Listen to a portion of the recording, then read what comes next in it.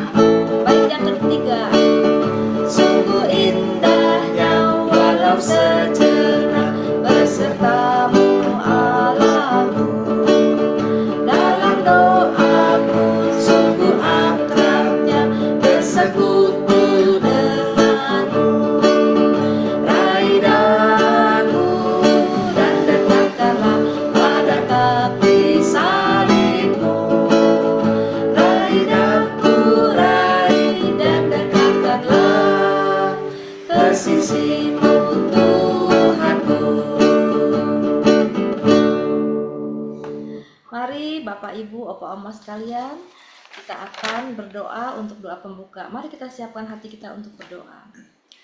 Bapa yang baik, Bapa yang kami sembah dalam nama Tuhan Yesus. Selamat pagi Bapa. Terima kasih untuk pagi hari ini, untuk kesehatan yang Tuhan berikan, untuk udara yang cerah. Terima kasih juga kalau kami bersama-sama boleh bersekutu pada pagi hari ini. Tuhan berkati persekutuan online Usinda ini ya Tuhan, dari awal sampai akhir, baik melalui puji-pujian, firman Tuhan juga yang akan disampaikan, biar kami semua mendapatkan berkat dan sukacita. Sekali lagi terima kasih Bapa, kami mengucap syukur, kami naikkan doa ini dalam nama Tuhan Yesus, Juru Selamat kami hidup. Amin. Amin. Mari kita lanjutkan pujian kita dari KJ 370 ayat 1 sampai 2. Ku mau berjalan dengan juru selamatku. Di rumah boleh sambil bertepuk tangan ya, Mama Bapak Ibu Oma Opa, dengan menyanyikan dengan sukacita.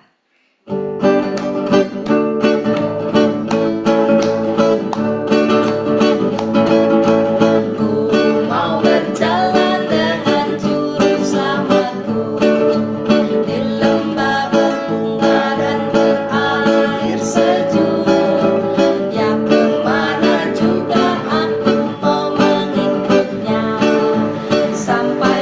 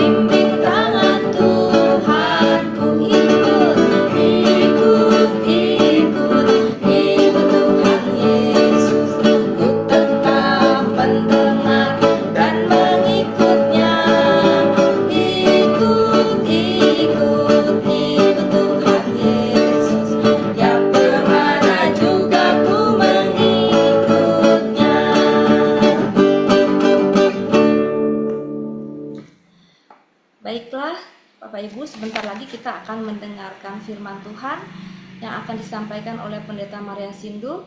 Tapi sebelumnya kita mau mempersiapkan hati Tuhan, kita mau menaikkan pujian PKJ 198 bait 1 dan kedua, Di Hatiku Ya Yesus.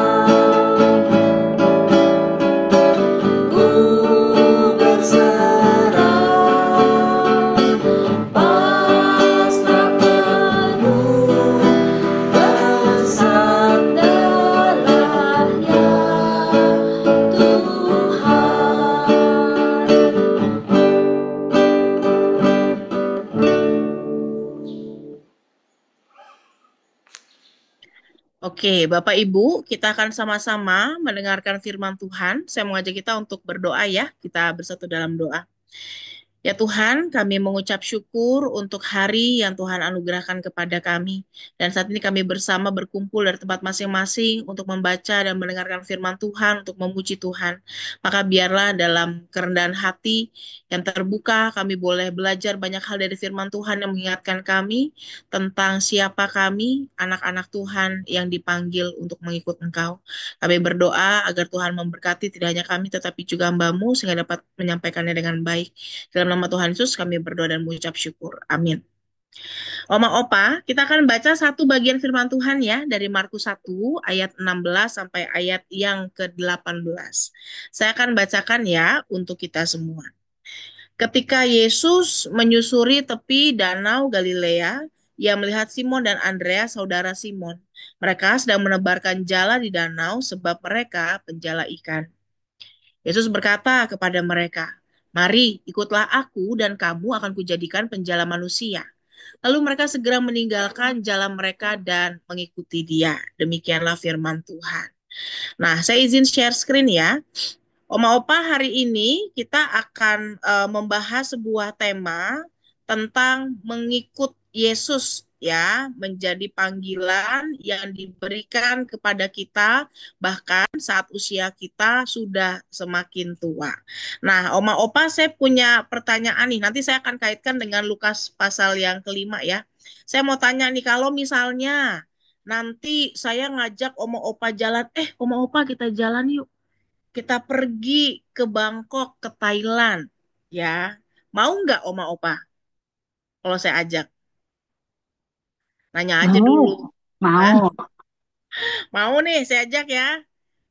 Oke ya. Tapi saya ngajaknya ikut pergi sama saya skydiving nih ya. Yang mau ikut sama saya harus skydiving. Kita lihat sama-sama ya. Ini orang ngapain ya. Ada suaranya nggak ya?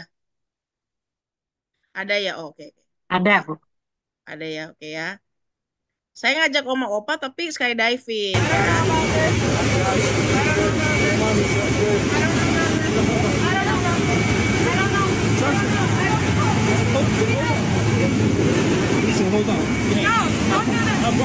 I wanna go home. Nah, kalau misalnya saya ngajak, ayo ikut pergi ke Bangkok, ke Thailand, tapi ikut saya skydiving, jadi mau ikut nggak?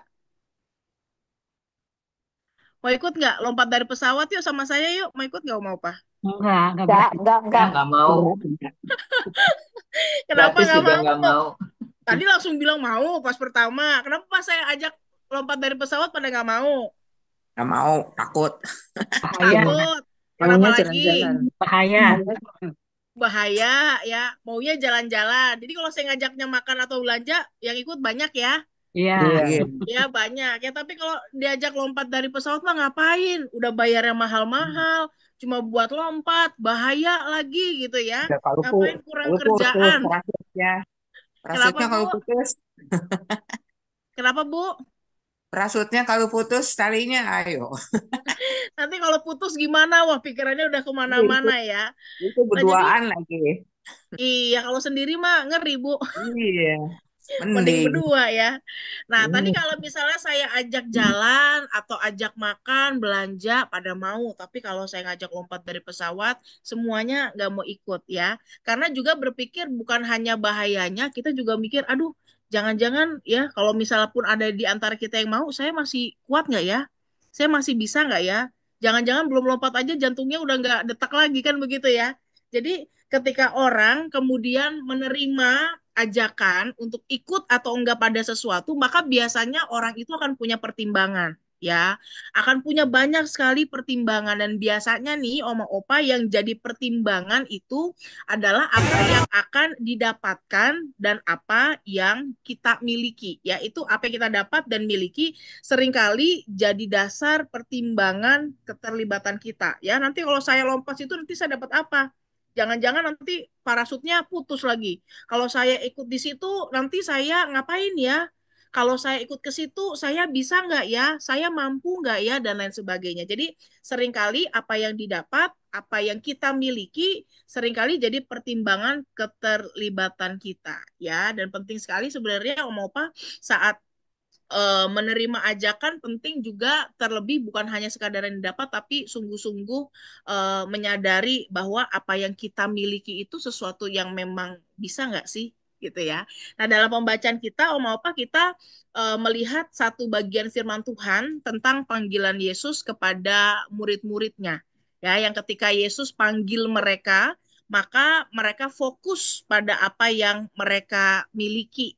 Ya, mereka fokus pada diri mereka saat panggilan itu tiba-tiba datang. Sehingga kalau tadi kita baca dalam Markus kan ketika Tuhan panggil, mereka langsung ikut nih. Tapi kalau kita baca Injil paralelnya di bagian yang lain, ternyata nggak sesederhana Tuhan panggil langsung ikut. Ya, ternyata nggak sesederhana Tuhan minta mereka langsung jalan. Enggak.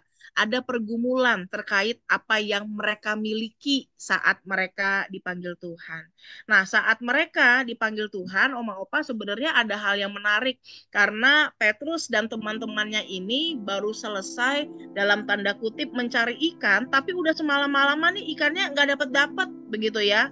Mereka nelayan-nelayan yang sangat punya kemampuan, tapi ya mereka nggak dapat gitu ya ketika mereka mencari ikan. Tetapi saat Yesus meminta mereka coba tebarkan lagi jalanya, ya bertolaklah ke tempat yang dalam. Kalau dikata Lukas, saudara, tebarkan jalamu untuk menangkap ikan. Ya, sekalipun udah capek, tetapi mereka tetap melakukannya. Ya, sekalipun udah capek, tetapi Tuhan berbicara lewat mereka dalam cara yang mereka mengerti. Apa yang mereka pikir nggak mungkin, nggak bisa, ternyata justru dari kejadian yang sederhana ini, ya, mujizat ini, saudara, mereka melihat bahwa Tuhan yang menyuruh mereka, Tuhan yang berbicara kepada mereka itu bukan orang sembarangan. Ya, mereka yakin sebelumnya nggak ada apa-apa. Ya, kita udah bertolak, udah capek, nggak dapat apa-apa. Tapi ketika Tuhan yang minta, maka mereka mendapatkan banyak sekali ikan. Sampai kemudian, saudara, jalannya itu bahkan mau koyak dan mereka memanggil teman-teman yang lain, ya, untuk bisa membantu mereka, ya, mengambil ikan yang kemudian banyaknya itu luar biasa. Nah, ini menjadi awal yang menarik, Oma Opa, ketika Yesus kemudian memanggil murid-muridnya untuk ikut kepadanya. Ini menjadi awal yang menandai siapa dan apa yang Tuhan ingin murid-muridnya lakukan di kemudian hari. Ya, saat mereka melihat mujizat yang luar biasa ini, yang menjadi respons pertama-tama dari Petrus adalah dia mengatakan, Tuhan pergilah dariku, ya, kalau dalam Lukas, ya, Tuhan pergilah daripadaku karena aku ini seorang berdosa. Jadi ketika semua itu terjadi, ya, Tuhan minta, Petrus sadar yang dia miliki itu bukan sesuatu yang spektakuler loh sampai dipanggil. Dia bukan orang yang hebat, bukan orang yang kuat sampai dalam tanda kutip seorang yang luar biasa ini datang untuk memanggilnya. Bahkan dia berkata, aku ini adalah pendosa. Aku ini adalah orang yang punya banyak kekurangan. Aku ini bukan siapa-siapa. Ya, jadi dalam proses memanggil murid Yesus, di baliknya ketika dalam Markus dikatakan, oh mereka ikut, di baliknya ada perasaan mereka itu nggak pantas. Ada perasaan mereka itu nggak cukup baik. Ada perasaan mereka itu bukan siapa-siapa. Ya, yang menarik adalah ketika Yesus memanggil mereka nih, Oma Opa, sejak awal Yesus tahu nggak orang-orang yang dipanggilnya itu seperti apa? Sejak awal Yesus tahu. Yesus bukan yang nggak tahu ketika dia mengatakan, aduh aku nih orang pendosa, udah tahu ya. Aku nih orang yang nggak pede loh, aku ini orang yang bukan siapa-siapa, Yesus udah tahu. Tapi yang menarik adalah Yesus tetap memanggil mereka. Ya, Yesus tetap meminta mereka untuk ikut datang sebagai murid Tuhan. Yesus tetap mengajak mereka untuk menjadi rekannya Tuhan saat Tuhan memberitakan karya kasih-Nya di tengah dunia. Tetapi respons hanya berdasarkan apa yang mereka miliki nih, Oma Opa, membuat Petrus dan murid-murid yang lain sebenarnya itu tidak hanya melihat gelas. Kalau gelas itu kan, kalau kita ngisi ini Oma Opa kayak aqua nih ya. Ini kan ada yang bagian yang penuhnya, betul ya? Tapi ada yang bagian nggak kelihatan lagi. Ada yang bagian penuhnya, ada yang bagian kosongnya, betul ya? Nah, Petrus itu saat dia rendah diri melihat apa yang dia miliki, saya ini orang yang nggak mampu. Petrus itu bukan hanya ngelihat bagian kosong dalam dirinya, ya. Dia bukan hanya melihat bagian yang kosong saja, tetapi udah isinya nggak banyak, dia tumpahin sekalian, kira-kira begitu ya. Udah memang istilahnya saya mah bukan siapa-siapa, tapi saya mah nggak pantas. Sekalian seolah-olah tuh dirinya tuh bener-bener nggak ada isinya. Seolah-olah tuh dirinya benar-benar orang yang tidak sepantas itu sampai dipanggil oleh Tuhan untuk ikut jadi murid-muridnya. Nah, mau apa ada satu kutipan yang mengatakan begini, rasa takut itu, ya, rasa takut yang tidak kita hadapi itu akan menjadi batasan kita. Rasa takut yang tidak kita hadapi, yang tidak kita kalahkan, itu akan jadi batasan kita. Ya, kita takut jatuh, ya, maka kita nggak mau jalan. Itu jadi batasan kita. Takut jatuh itu jadi batasan kita. Ya, saya jadi nggak mau kemana-mana, saya jadi nggak mau keluar, saya jadi maunya di kasur aja, nggak mau bangun. Ya, takut disakiti orang, ya itu bisa jadi batasan kita. Ya pada akhirnya kenapa? Saya jadi nggak mau berteman sama orang lain, saya jadi nggak mau berurusan dengan orang lain. Ya, jadi ketika kita punya rasa takut, Maka penting bagi kita, oma opa, untuk bisa belajar menghadapi itu. Nggak gampang, nggak mudah, tetapi kalau kita nggak proses itu akan jadi batasan yang membuat kita tidak keluar kemana-mana. Ya, sejak awal Petrus itu udah nentuin batasannya, saya ini orang berdosa, saya bukan siapa-siapa, saya nggak percaya diri. Tapi Yesus mengatakan nanti dulu. Ya, Yesus menunjukkan bahwa ketika memanggil murid-muridnya, maka panggilan Tuhan itu berimbang. Tadi saya bilang ya, sejak awal Yesus tahu orang-orang yang dipanggil itu seperti apa, oma opa. Panggilan Yesus itu berimbang, artinya Yesus itu udah ngerti bahwa yang namanya orang itu ya punya kekurangan, tapi juga punya kelebihan. Yang namanya orang itu punya kekurangan, tapi juga punya kekuatan. Ya, jadi panggilan Tuhan itu berimbang. Itu artinya apa? Saat Dia mempercayakan kita untuk diajak jadi anak-anak Tuhan, jadi murid-murid Tuhan, Allah itu menerima keutuhan diri kita, menerima kurangnya kita, menerima lebihnya kita. Ya, jadi jangan pernah jadi orang yang cuma kayaknya jahat sama diri sendiri, lihatnya yang jelek mulu dari dirinya. Padahal ada banyak hal baik juga loh dalam diri sendiri, gitu ya. Jadi Tuhan itu menerima, dia menerima keutuhan diri kita, kurangnya kita, lebihnya apa. Kalau kita tahu kita punya banyak kurang, maka yang harus kita lakukan adalah terus memperbaiki diri. Kalau kita tahu kita kayaknya saya belum benar-benar amat deh jadi orang, makanya saya nggak enak mau nasehatin orang, ya makanya perbaiki diri kalau kita kurang. Tapi kalau kita lebih, juga jangan sampai kita lupa diri. Kan begitu ya, Om Opa ya. Jadi kalau kurang, memperlengkapi diri, saat lebih, jangan lupa diri. Nah, Markus menyatakan bahwa saat itu ia meminta ya Petrus dan juga murid-murid lain untuk berganti status nih. Saat ikut Tuhan, maka dari pekerjaan sebelumnya penjala ikan, mereka dipanggil untuk menjadi penjala manusia. Nah, ini menarik Oma Opa karena Yesus itu bicara dalam bahasa yang bisa dipahami oleh Simon Petrus dan teman-temannya, ya. Karena ketika mereka ngomong penjala, nelayan buat manusia, mereka langsung ngerti maksudnya apa. Ya, seperti mereka yang menangkap ikan, mereka yang mencari semalam-malaman, mereka yang sabar, mereka yang tahu kapan waktunya, ya, mereka yang mengenali kondisi ketika mereka akan kemudian melaut, saudara. Jadi Yesus bicara dalam arti yang mereka bisa pahami, cuma kali ini yang ditangkap bukan ikan, tapi manusia yang dikejar, yang dicari, yang dikenali sikonnya, yang kita sabar-sabarin itu bukan lagi ikan, tapi manusia. Ya, Yesus bicara dalam cara yang bisa dipahami oleh Simon Petrus dan kemudian dia menyatakan bahwa sekalipun penuh dengan keterbatasan, sekalipun bukan orang yang spektakuler, it's okay. Ya, karena semua itu diletakkan di dalam Tuhan. Jadi kita hebat bukan karena kita yang hebat, tapi karena Tuhan yang kasih kita kemampuan. Tuhan yang kasih kita kekuatan. Ya, itu yang Tuhan katakan. Maka jangan takut. Jangan takut untuk melakukan apa yang jadi bagian yang sudah Tuhan percayakan kepada kita. Karena takut akan menjadi batasan kita. Yang namanya takut itu pasti nggak habis-habis. Ya, sama kayak bohong.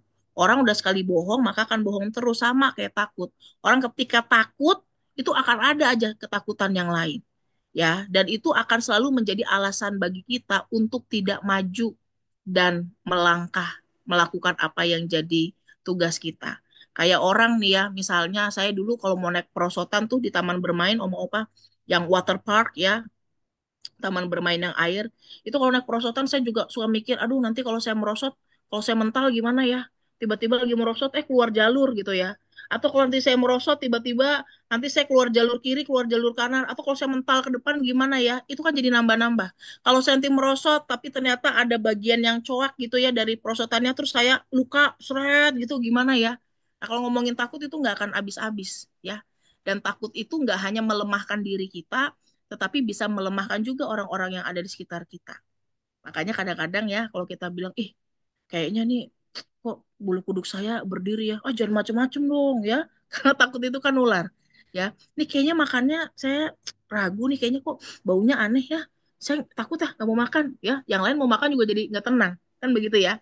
Jadi ketakutan tidak hanya melemahkan, membatasi, tetapi juga menular. Ya, maka ketika Tuhan memanggil kita, penting bagi kita saat lihat nih apa yang kita miliki, jangan cuma lihat jeleknya aja, kurangnya aja, tapi lihat juga lebihnya.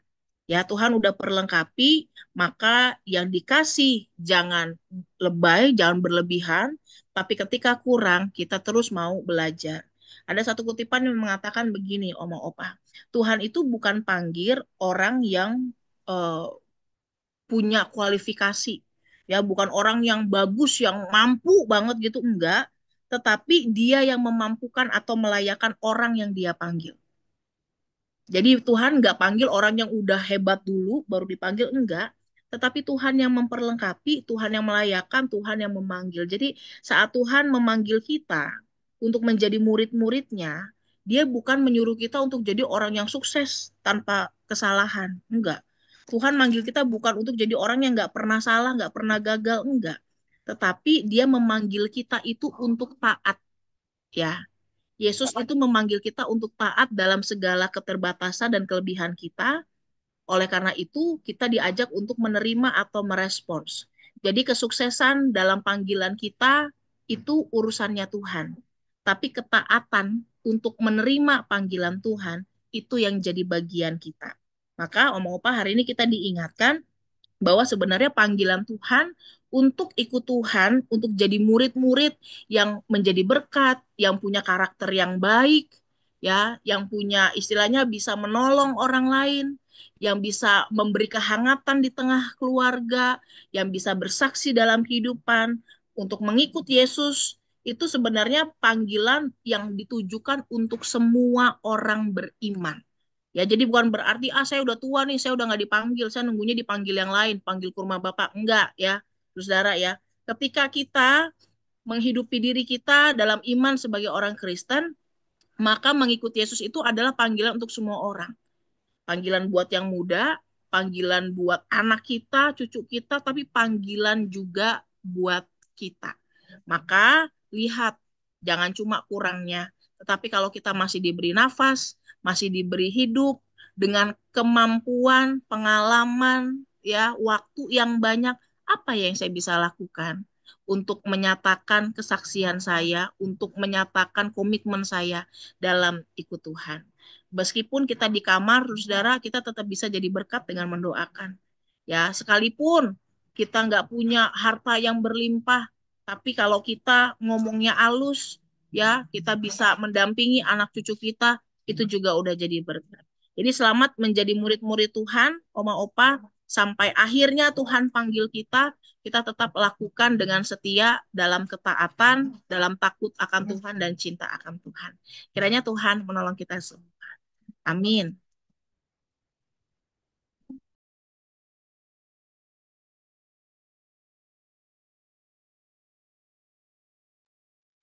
Saya kembalikan ke Ci Vera.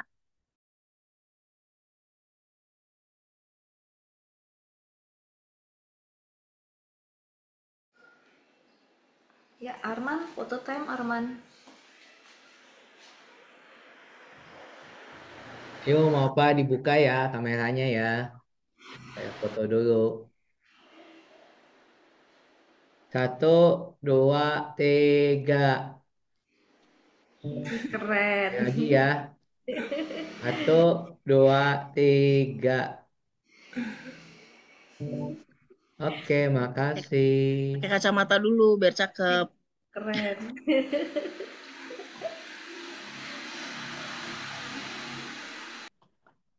Oke, udah lama kita nggak masuk kuis ya. Sekarang kita kuis ya, Bu Vera ya.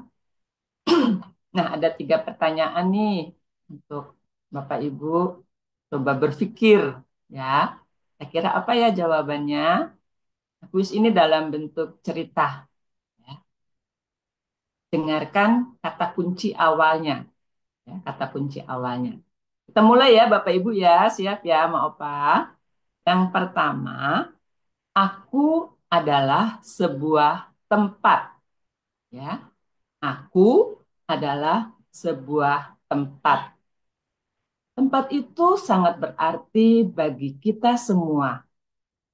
Karena Di sanalah seorang yang tidak berdosa harus mati untuk menyelamatkan manusia bagi mereka yang percaya kepadanya.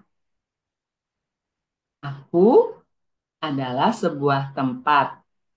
Tempat itu sangat berarti bagi kita semua karena di sanalah seorang yang tidak berdosa harus mati untuk menebus dan menyelamatkan kita semua. Aku itu siapa yo? Tempat itu namanya apa? Angkat tangan yang tahu. Udecia ya? Siapa? Apa? Akunya siapa Itulah itu? Tuhan Yesus di Yerusalem. Salah. Ya, Salah. ya. Ada Tuhan lagi yang lain? Boleh? Hana ya? Tuhan Yesus di Bukit Golgota. Tuhan Ya, Yesus di ya. Bukit Golgota. Betul. Ya, pertanyaannya tempat ya, yaitu Bukit Golgota. Betul. Nah, yang kedua, nih ada dua lagi nih. Yuk kita simak ya, perhatiin ya kata kunci ya. Aku seorang yang mempunyai kuasa dan sangat dihormati. Setiap keputusanku tidak ada yang berani untuk melawannya. Suatu hari, aku harus memutuskan suatu perkara yang tidak mudah, bahwa aku harus menyelamatkan dia atau menghukumnya. Aku sebenarnya tahu bahwa dia tidak bersalah, tapi aku takut untuk melepaskannya. Karena kalau aku melepaskan dia, maka banyak rakyat akan memberontak dan aku bisa kehilangan kekuasaan. Siapakah aku? Bu Sandria, Sandria? suaranya Bu Sandria. Siapa Bu Sandria? Pontius Pilatus. Iya, betul. Betul, Pontius Pilatus. Satu lagi, ya. Aku adalah sebuah tempat. Aku saksi bisu melihat bagaimana seorang yang tidak berdosa bergumul dengan sangat berat. Dia harus mengambil sebuah keputusan, apakah aku taat kepada kehendak Tuhan atau aku menyelamatkan diriku sendiri. Aku adalah sebuah tempat. Aku saksi bisu melihat bagaimana seorang yang sangat bergumul sampai dikatakan keringatnya tetes seperti darah. Nah, saat itu harus memutuskan apakah aku taat pada Tuhan atau pada kehendakku sendiri. Apakah nama tempat itu? Aku adalah sebuah tempat. Wiswan ya? Apa? Ya Wiswan. Suaranya. Suaranya belum dibuka Bu. Nggak mau Getsemani, Apa? tempat Getsemani. Iya, Taman Getsemani. Getsemani. Betul. Wah, hebat-hebat nih ya. Opa ternyata daya ingatnya tajam ya, masih bisa mengingat. Oke, itu saja mungkin Ibu Ertin bisa menyebutkan siapa saja yang mendapat. Pemenang pertama Ibu Mm, Hana, mm, kedua Ibu Sandria, mm, mm. ketiga Ibu Wiswan. Oke, terima Oke. kasih untuk Terima kasih partisipasinya, untuk Bu Ertin juga. Mari kita lanjutkan, Ibu Vera. Ya, terima kasih Bu Titi untuk kuisnya. Sayang Sama. saja saya nggak boleh ikut. Yuk, Bapak Ibu Oma Opa, Kita mau menyambut firman Tuhan yang telah disampaikan oleh Pendeta Maria Sindu. Kita mau menyanyikan pujian dari KJ 376, bait ke-1, kedua, dan ketiga. Ikuti kau saja Tuhan.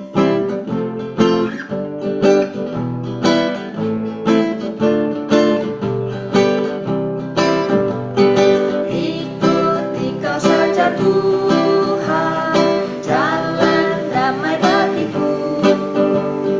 Aku selamat dan sentosa hanya oleh darah-Mu. Aku ingin ikuti kau dan mengabdi padamu. Dalam Dikau juru selamat, ku bahagia penuh. Bait kedua. Ikuti kau di sengsara, karena janji-Mu teguh. Atas kuasa kegelapan, ku menang bersama-Mu. Aku ingin ikuti kau dan mengabdi padamu. Dalam Dikau juru selamat, ku bahagia penuh. Bait yang ketiga. Ikut dan menyangkal diri, aku buang yang fana. Hanya turut kehendak-Mu dan padamu berserah. Aku ingin ikuti kau dan mengabdi padamu. Dalam Dikau juru selamat, ku bahagia penuh.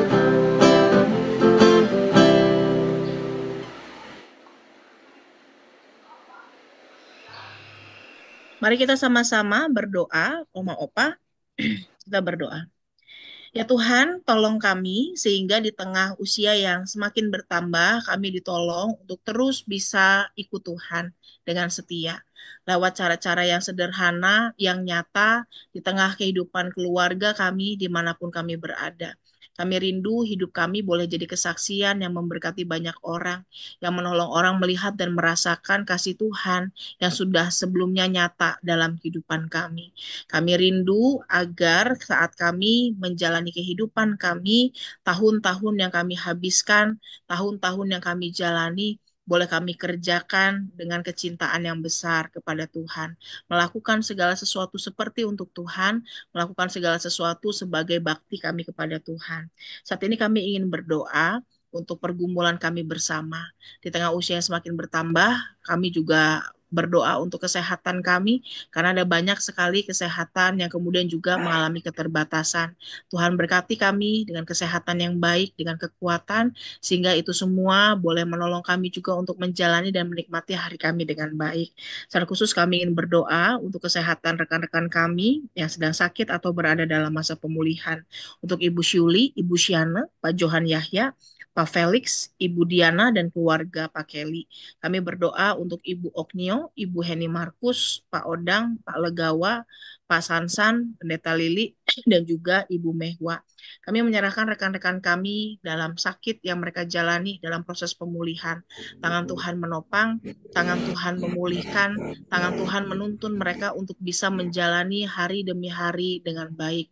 Doa kami agar Tuhan memberikan kesehatan yang stabil, doa kami agar Tuhan memberikan pemulihan dalam diri mereka, dan biarlah segala kecukupan biaya untuk melakukan proses pengobatan juga senantiasa Tuhan perlengkapi.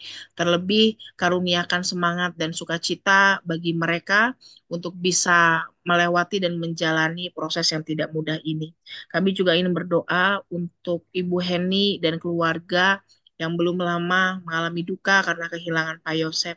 Tuhan terus teguhkan Ibu Heni dan keluarga, Tuhan kuatkan, sehingga di tengah kebingungan yang dirasakan, di tengah pergumulan yang dirasakan, mereka boleh terus melihat dan menyadari bahwa Tuhan yang mengangkat dan menuntun mereka, bahwa Tuhan yang memampukan mereka untuk melewati hari demi hari. Tuhan teguhkan dan kuatkan hati, Sehingga dalam hari-hari ke depan, penyertaan Tuhan menolong mereka untuk bangkit lagi dari kesedihan yang saat ini dialami. Kami juga berdoa untuk keluarga Oma Opa yang saat ini mengalami kesulitan, mengalami pergumulan, baik dari segi ekonomi, keluarga, pekerjaan, atau usaha. Tuhan, dalam seluruh pergumulan, kami mau terus bergantung kepada Tuhan, meminta Tuhan agar Tuhan membukakan banyak jalan baik bagi kami semua. Dan biarlah dalam proses yang ada itu, kami juga boleh benar-benar terarah terus kepada Tuhan untuk melakukan bagian kami. Menyerahkan bangsa dan negara kami agar Tuhan memberkati Indonesia, sehingga Indonesia juga bisa Tuhan pulihkan dari keadaan yang meresahkan saat ini. Kami berdoa bagi dunia, kedamaian juga Tuhan karuniakan kepada dunia yang sedang tidak baik-baik saja. Kiranya hal-hal baik boleh terus diupayakan dan boleh menjadi tujuan bersama yang dikerjakan. Kami menutup doa ini dalam sebuah keyakinan bahwa kasih dan penyertaan Tuhan ada beserta dengan kami semua. Di dalam nama Tuhan Yesus kami berdoa dan mengucap syukur. Amin. Bapa, terima kasih. Bapa, terima kasih. Bapa di dalam surga, puji terima kasih. Amin. Ya Bapak Ibu yang dikasih Tuhan, persekutuan kita secara online sudah selesai. Dan terima kasih untuk Pendeta Sindu yang boleh menyampaikan firman Tuhan, boleh meneguhkan dan mengingatkan kita untuk kita menyambut panggilan senantiasa mengikut Tuhan Yesus apapun keadaan dan keberadaan kita. Lalu terima kasih juga untuk Pak Sutri Yohanes Vera yang sudah memandu kita dengan pujian dan musiknya yang juga menambah semangat kita untuk memuji Tuhan. Lupa kepada Ibu Ertin dan Arman yang setia dari awal kita bersekutu sampai dengan hari terakhir kita bersekutu secara online terus melayani kita. Tuhan senantiasa memberkati Bapak, Ibu, dan Saudara. Nah, pengumuman, kita masuk pada pengumuman. Di awal sudah disampaikan bahwa hari ini adalah persekutuan Usinda online terakhir. Ya. Jadi di bulan April program baru April sampai tahun 2026 tidak ada lagi persekutuan online dan Bapak Ibu dipajak untuk bergabung secara onsite di gereja. Jadi yuk setiap Selasa ya jam 10 ingat. Tapi datangnya jangan jam 10 tepat ya. Nanti datang-datang mau ikut persekutuan cari napas dulu ya, ngap-ngap ya. Jadi paling tidak 15 menit sebelum jam 10 sudah hadir supaya kita siap. Persekutuan nanti di bulan April ya, Selasa pada tanggal 15 April 2025 karena ada lebaran ya, kita libur dulu ya. Pukul 10 tema melayani dan mengasihi ya. Mengasihi ya.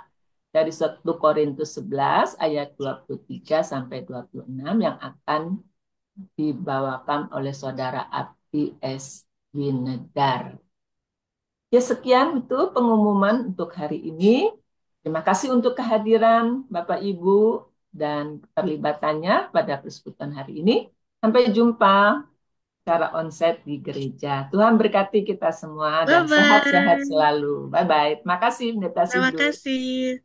Terima kasih semuanya. Sorry tadi ada yang semuanya. gonggong. Terima kasih Pendeta Sindu, Vera Yohanes, Bu Titi, Mainannya, Arman. Bye-bye. Terima Makasih kasih ya, bye-bye. semuanya. Terima kasih Ya. semuanya.